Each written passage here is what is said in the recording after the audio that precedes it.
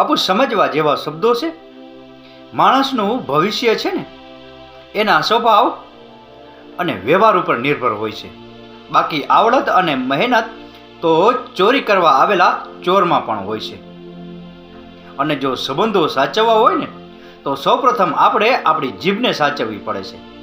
બાકી જો જીભને નહીં સાચવીએ ને તો વર્ષો જૂના સંબંધો તૂટી જતા વાર નથી લાગતી.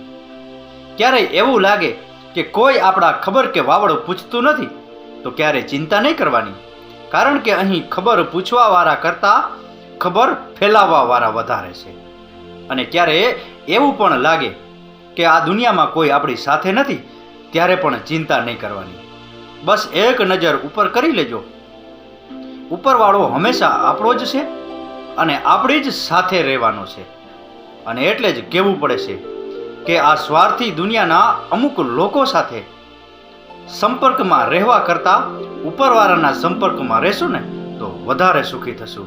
બાકી આ સ્વાર્થી દુનિયાના લોકો તો કોઈને રાજી જોઈ અને રાજી નથી થતા. રાકેશ ગીરીના આ શબ્દો સમજાઈને વંદન. આપનો દિવસ શુભ રહે. મહાદેવ હર.